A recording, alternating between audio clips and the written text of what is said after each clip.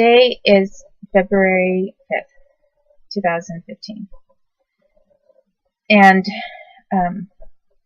I was just explaining what happened with my computers.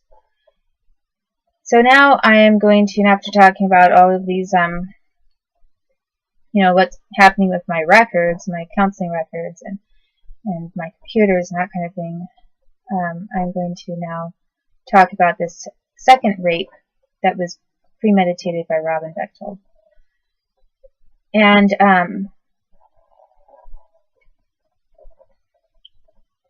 so the first time was when I was in high school, and I explained, how strange that was, in his car, or his dad's car, or whatever, and the socks, and all of the same government things and language that he used that I had been forced to go through over and over. And as I've explained, the government had set up several different kinds of potential strategies for raping me and having it look like I wasn't really raped. And as weird as kind of dumb maybe as it sounds to say, there's the lying down scenario, and then the sitting in the car scenario, and the blowjob scenario, and all of those different things. As strange as it sounds to be able to say that, the government specifically thought out actual positions and codes for every single form of sexual encounter and rape that they could think of. They were very deliberate and specific with each one. And as I've said many times already, they forced me to rehearse and repeat what I was doing over and over and over and over. And I was tortured. It was not like a rehearsal that I was enjoying or taking part in. And I was tortured, and I had death threats aimed at me all the time. Death was constantly a concern. It was kind of far from my mind in the present, but it was never far from my mind in the subconscious, because they drilled that into me. So it was really bad. And after Josh Gatov raped me vaginally, I don't know what the deal was, but Josh Gatov and Robin Bechtold knew each other. And maybe Robin thought it would be a good idea for him to try to do that too. Like maybe he was upset that, he was able to get the government blowjob out of me by threatening me. But, he hadn't actually been able to rape me. And maybe that was like the ultimate conquest for him. Or maybe he was going to get paid by someone. And I have a strong feeling that he did get paid. I don't know why, but I just think there was money involved in some way for some of the attempts to degrade me. And so what happened was, these different government kids that I'd gone to high school with, which I've already mentioned, they were all connected to parents that I had been around and met before, who were part of programming kids, holding them hostage, and doing weird government things with them. And my entire circle of kids that I was around was like that. They were all the kids of those people. And I think that, I just didn't recognize them. I didn't recognize them or put it together that, oh yeah, they're the same kids as those parents, and they just, how would I know? Because they're older, and it's been a long time, and why would I think we deliberately moved to this area to be around them? And at the time, I just really wanted friends. I wanted to have some kind of a social life, and I thought they were my friends. And it's really sad to find out, at some point You think you have character references. Well, you think you have friends, first of all, like a kind of a social circle. And then you think, well, if I really have to have someone for a character reference for like just getting an apartment or a job or anything, because, everything requires a reference, some kind of a personal reference or business reference. To suddenly find out, and here I was like the totally non-networking type. I didn't try to use people just for references or perks or raises or anything like that. I didn't have a mindset where I was deliberately trying to do that. But the kind of built-in references that came with what I thought were just sort of normal friendships, I suddenly realized were not there at all. And, I at first was wondering why things were turning out so badly for me. And then, when you realize and start putting it together and accept the fact that, oh yeah, these people were all government people, it suddenly is suddenly really disappointing to realize, oh my gosh, I have no friends. And I don't know that many people who have no friends.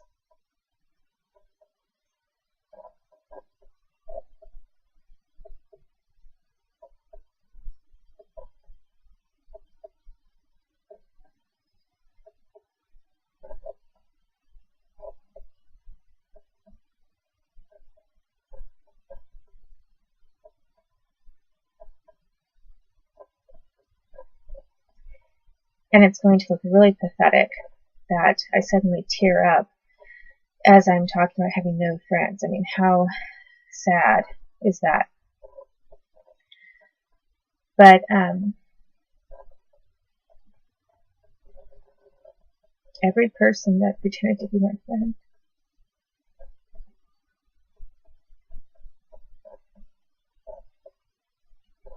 was working for the U.S. government. And I wasn't really allowed outside of that circle.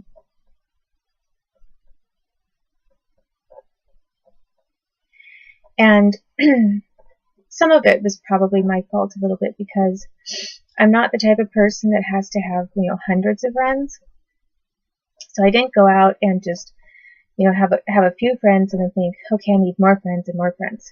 I didn't just keep expanding my social circle and network.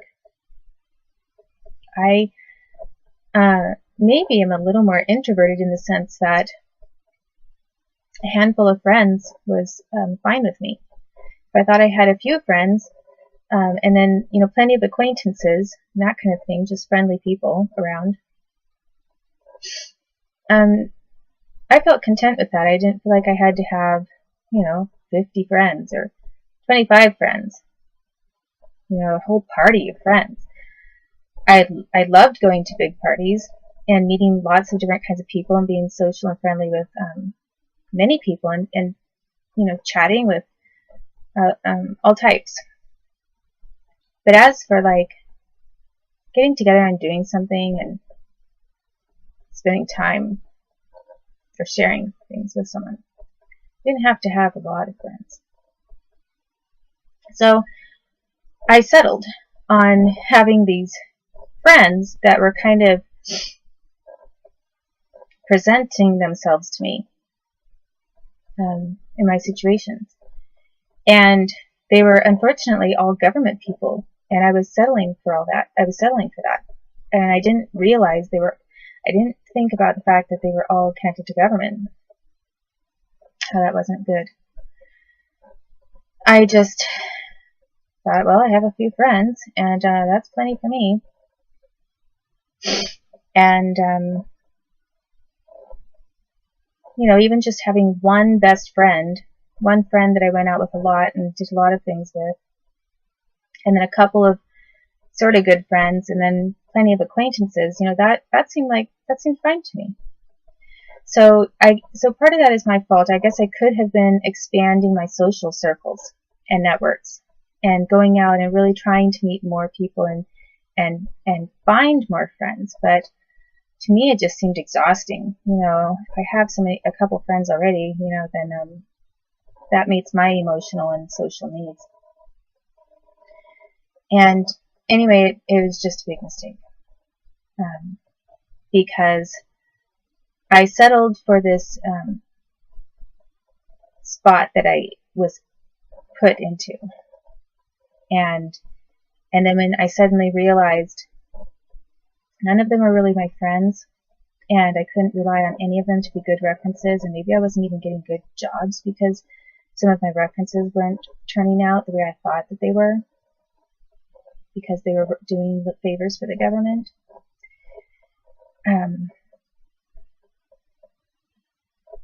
I just, realized one day I am in a bad position. Don't have friends for an apartment reference.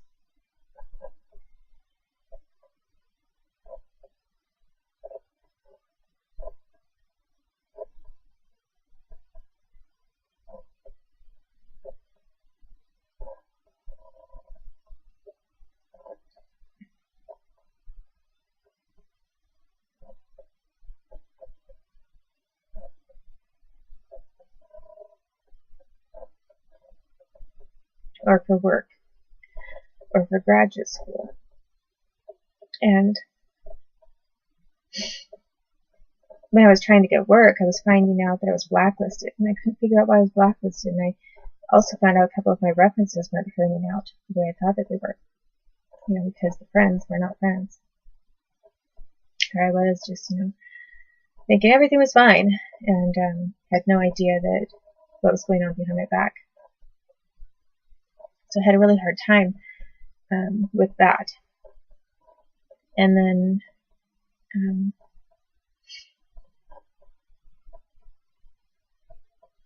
so, not having a chance, being told I was blacklisted in an entire area, like an entire large city that I was in more than once, really worked against me, because then it ends up being like, okay, you have a couple of different kinds of references. You have your personal references and your work references. And to get anywhere, in the U.S., and, whether it's for work or just living kinds of things, you have to have references.